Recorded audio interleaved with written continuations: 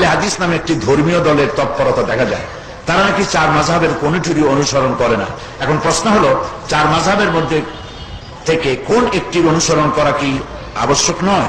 যদি কেউ অন্যদের মধ্যে হতে কারো অনুসরণ না করেন, তাহলে তাদের ব্যাপারে হুকুম কি? খুব ভালো ভালো প্রশ্ন করছে, আলহামদুলিল্লাহ।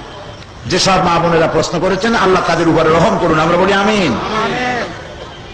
আহলে হাদিসে তারা আমাদের মতই মুসলমান। যারা আহলে হাদিস তারা আমাদের মতই মুসলমান।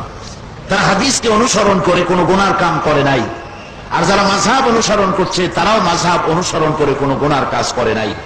আহলে হাদিসের অনুসরণ করে যারা নামাজ, রোজা ইত্যাদি ঈমান, আকীদা যেভাবে পোষণ করছে, ওটা সবটাই ঠিক আছে। আর আমরাও মাযহাবের অনুসরণ করে যেটা করছি, এটাও ঠিক আছে। কোনটার মধ্যে আমি কোনো তারতম্য দেখতে পাই না।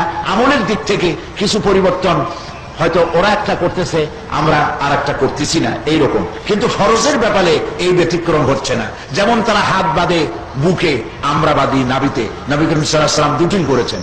নবী করিম সাল্লাল্লাহু আলাইহি ওয়াসাল্লাম নামাজের ব্যাপারে কোন একটির ব্যাপারে হার্ড লাইনে ছিলেন না।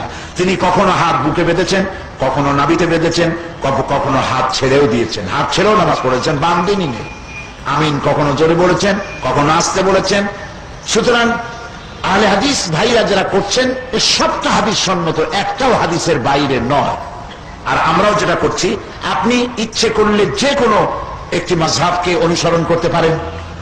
হয় হানাফি, না হয় শাফি, না হয় মালিকি, না হয় হাম্বলি, এর যে কোনো একটা অনুসরণ করতে পারেন।